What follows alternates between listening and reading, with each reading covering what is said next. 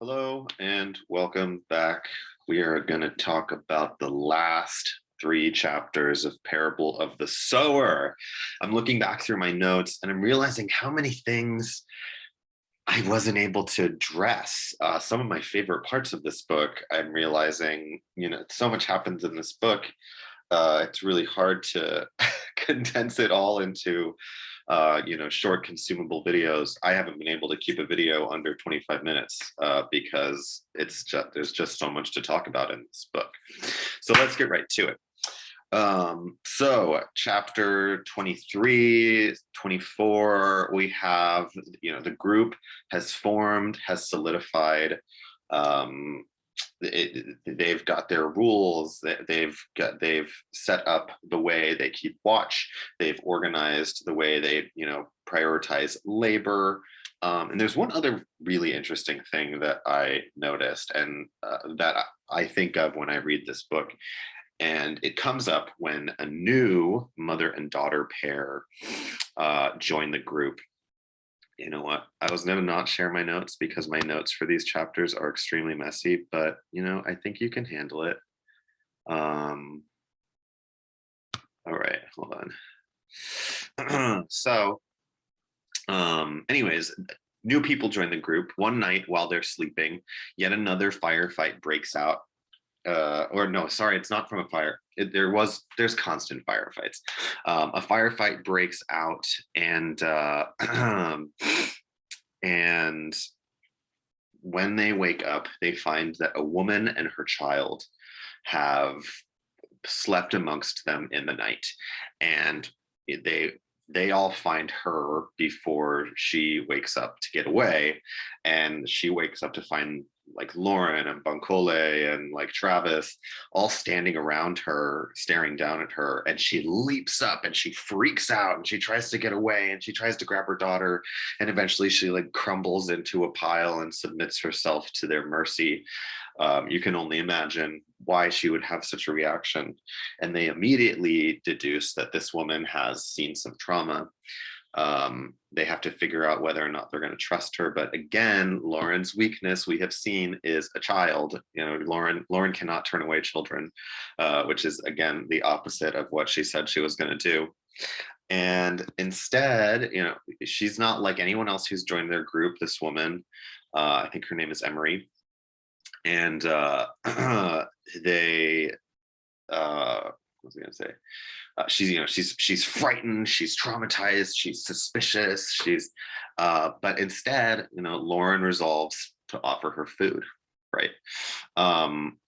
And this is where the thing that I noticed comes up. So one thing I asked you guys to notice in the early chapters when Lauren was still in her cul-de-sac in the walled neighborhood, was the different forms of economy that existed in that world, right? There was the LA economy of like crime and theft and offering skills, but there's no honor amongst thieves.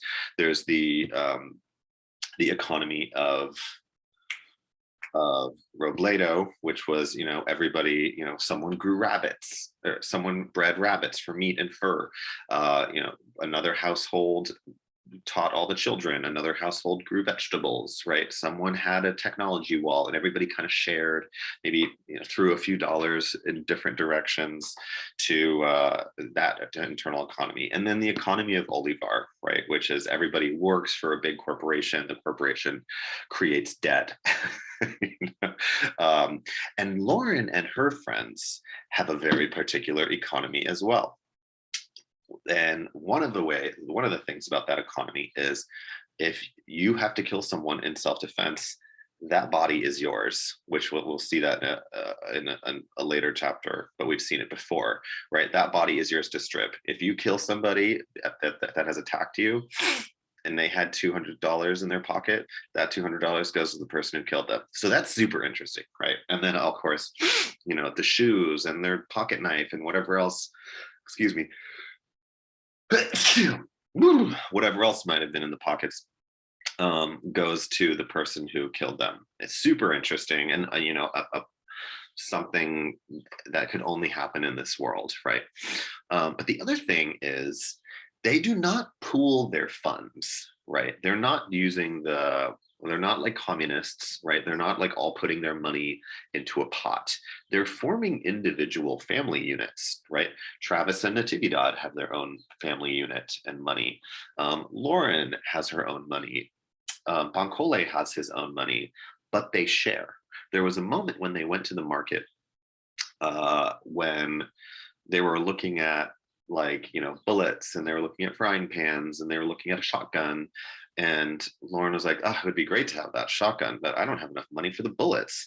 And then someone else is like, and I need a frying pan, and Bankole was like, I'll buy the gun if you buy the bullets, or I'll buy the bullets if you buy the gun, and then you buy the frying pan, and then we're set, right? So that their funds are separate, but they're cooperatively spent, which is, I think, super interesting. So in this moment, when when uh, when they're offering this woman and her child food, they all produce their own food that they've started keeping, right? And they offer her different things that they can give her. Okay, so they get the backstory on this woman, and the backstory is that she is a former slave as well. Again, Octavia Butler keeps throwing former slaves into this story. And this woman she worked for a place like Olivar, just exactly the same fears that Lauren had about Olivar, that it was a place that would create debt and keep people entrapped that way. This woman and her husband and their 3 children worked for a place until the man worked for a factory until her husband was worked to death and he died. And then she was held responsible for his work and his debt. And when she couldn't work enough and pay off the debt, they took away her 2 little boys, and she never saw them again. And she had to run away. Lauren and Bankole theorized that it's likely that the 2 boys were sold into sex slavery. So what is Octavia Butler doing here? She's kind of just taking every form of modern slavery and putting it in this book, right? There's debt slavery, there's factory slavery, there's child trafficking, every horrible thing you can imagine. Octavia Butler is putting in this book. And then we meet Emery and Grayson Mora and his child. And this is someone they meet while they're walking along the freeway, and he's immediately attracted to the woman. Why am I forgetting her name? Emery. Oh yeah, Tori. Emery, Grayson, Tori. I'm sorry. Anyways, he's immediately attracted to the other woman. They bond immediately. He sounds kind of like Keith, kind of shifty, kind of like not trustworthy. And he's walking with them for a while, and Lauren says, if you're going to walk with us, we keep watch, we look out for each other, which is a callback to the moment when Rosalie Payne and Mr. Parrish move into the community, and Lauren's father says, if you're going to live here, we look out for each other, right? And in both instances, Wardell Parrish says, well, we can keep to ourselves. And Grayson Mora says something similar, not as hardcore, but he says like, oh yeah, whatever. And Lauren immediately, and Bankole immediately can tell that they can't trust them. And Lauren and Bankole discuss that they think that he is also a former slave because he's suspicious and shifty and like jumps if someone gets too close to him. And then they talk about the what has become of their group. So we become the crew of a modern underground railroad, I said. Slavery again, even worse than my father thought, or at least sooner. He thought it would take a while. None of this is new. Bankole made himself comfortable against me. In the early 1990s, while I was in college, I heard about cases of growers doing some of this, holding people against their wills and forcing them to work without pay. Latins in California, Blacks and Latins in the South. Now and then, someone will go to jail for it. But Emery says there's a new law that forcing people or their children to work off debt that they can't help running is illegal. Maybe. It's hard to know what to believe. I suppose the politicians may have passed a law that could be used to support debt slavery, but I've heard nothing about it. Anyone dirty enough to be a slaver is dirty enough to tell a pack of lies. You realize that woman's children were sold like cattle, and no doubt into prostitution. So this is exactly the kind of slavery that we read about in Slavery in the Land of the Free, which we know to be real. That is slavery of the land of the free, where people are working for way under their wages. They are being exploited for not being a citizen of this country. Their passports or their papers are taken away. They're kept chained up. There's countless ways that farm big farm agricultural business is keeping slaves, right? And Octavia Butler found a way to work this into this book. Why is she doing this? Why is she doing this? I think it's so interesting, and it would make a really good essay question. You know what I mean? So as Grayson and Emery and Tori, I forget whose name is who. I'm just going to say Grayson, Emery, and Tori when I refer to that family unit. When they join the group and they move through it, and in chapter 24 there is a shootout, and it's a really bad shootout this time. And in this moment, Lauren kills they're attacked by the Paints. Lauren dies several times, and Grayson, this man, this sort of like shifty, untrustworthy man, rather than stay and fight during this gunfight, he grabs his child and runs away. He doesn't help anybody. He may even have left his child. I can't remember what it is, but everyone kind of like learns what Grayson's really made of in this moment. We also lose one of the sisters, Jill and Allie, in this moment. I believe it's Jill who dies. And there is sorry, see, these notes are terrible. These notes are not very specific. There is a confrontation. So after this firefight, and Grayson finds out that Lauren is hyper empathetic. They all find out that Grayson's kind of an untrustworthy coward. They have a showdown, basically, where they're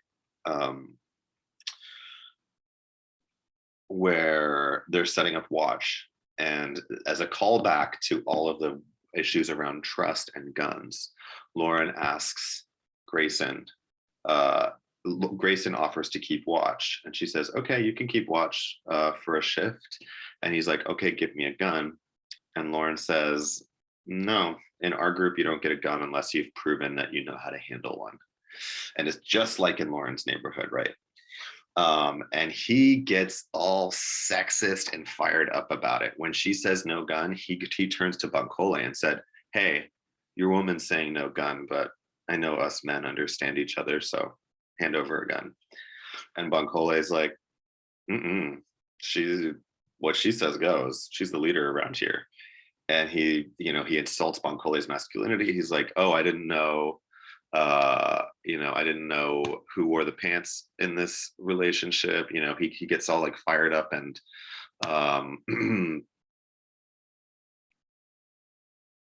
and disgusting about it. Anyways, so then Grayson kind of has to give in and deal with it.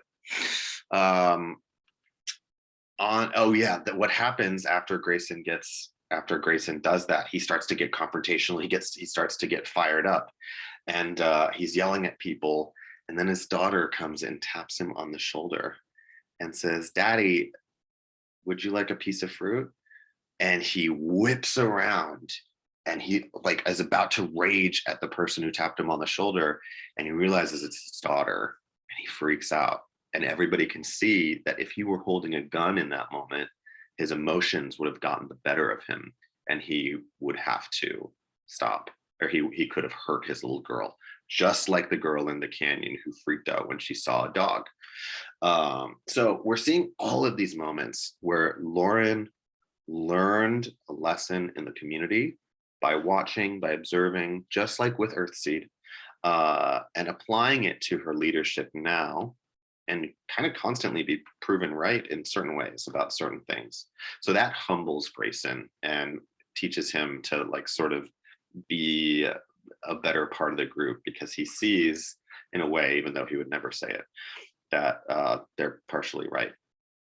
So the climax of this book, that where everything finally comes to a head, occurs when they're almost at Bancole's land. They're moving along the freeway, and a firestorm comes for them. So we know that there's these paints all over the place, and they are setting fires. There's just like constant arson. It's also California, and we know that California burns like a mother when the heat is bad enough. And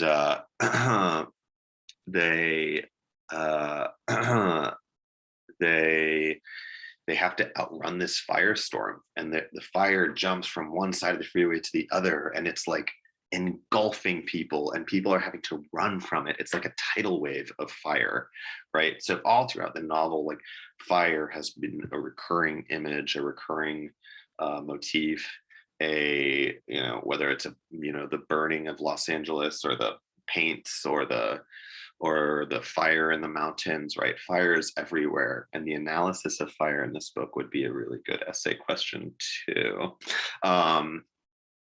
So, they have to outrun it, and they nearly, they're watching animals outrun it. They're watching people who are unprepared fall and collapse and be consumed by the flames because they're not able to outrun it.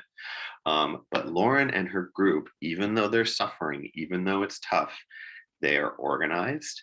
They put the children in shopping carts. They wet cloths and put the cloths over the children's faces. They stop to eat and drink when they need to. And it, like, the fire is all around them, but they make it, and they make it through. And this is the moment, right, where kind of like the fire symbol sort of comes to fruition, because all throughout she's been making references to like phoenixes, that the phoenix is a mythical bird that bursts into flame when it's old, and then reemerges from the ashes as a baby, right, starting a new life. And this is the moment sort of when their group has taken its final form, when they have figured everything out and they've fought against all odds, and then the fire comes to like burn away everything that came before they get to the land. All right, I'm going to try to get through chapter 25 quick, because this video is very long.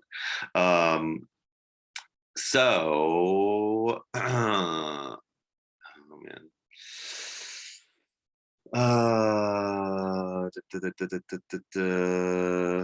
These are all these just like tiny little notes that I have. So when they get to Bancole's land, and they find they find that it is a burned out scrape. They find that it's a burned out scrape in the earth, that Bancole's family, his sister and her family, have been murdered, and the house is burned down. But the land is still there. The land is fertile, and the land is green. And they spend a long time arguing about whether or not to stay. Bancole goes into town to see if he can find out what happened to his sister and her family, also to see if there's any jobs. They find that there's not any jobs. And they try to figure out whether or not to stay. They talk about, so they have to weigh their options. They talk about how it's dangerous because the place is isolated, but that's also a good thing. I believe Harry talks about going up north to find work in Canada, perhaps, because he wants something of his own.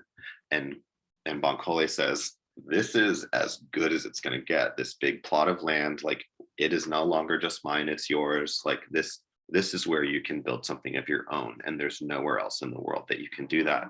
They talk about domesticating dogs again, and growing their own food. They talk about raising their children. They say that there's no work here, but just because there's no work there, what their other options are slavery or exploitation. Um, and eventually they all agree that they can build things there. So all these things they have to consider. They have to consider their work. They have to consider the safety. They have to consider, corrupt cops. They have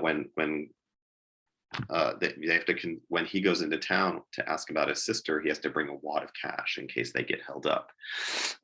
So they're so ready, even though this world is crazy and dangerous. They are so ready and making all of these considerations. So they decide to stay. And Lauren, I always get a little choked up at this part. They decide they need to have a funeral to honor all the debt that everybody has lost. Boncole's sister and his family, and Jill and Lauren's family, and Harry's family, and Zara's family, and they read the parable of the sower. So today we remembered the friends and the family members we've lost. We spoke our individual memories and quoted Bible passages, earthseed verses, and bits of songs and poems that were favorites of the living or the dead. Then we buried our dead and we planted oak trees. Afterward, we sat together and talked and ate a meal and decided to call this place Acorn. A sower went out to sow his seed, and as he sowed, some fell by the wayside, and it was trodden down. And fowls in the air devoured it, and some fell upon a rock. And as soon as it was sprung up, it withered away because it lacked moisture. And some fell among thorns, and the thorns sprang up with it and choked it. And others fell on good ground and sprang up and bore fruit 100-fold. From the King James Version of the Bible, St. Luke, chapter 8, verses 5 through 8. So what does that passage mean? What does the parable of the sower mean? This is a question I always ask to my students at the end when we're talking. I'm going to make that a discussion question. See what you guys think it means in the context of this book. Okay, so that's parable of the sower. We couldn't cover everything. But there's so many things to notice. I feel like we will have one more big lecture where we kind of cover all of the themes and talk about the book as a whole. So this video is long enough. Thank you for sitting through it. I will see you next time.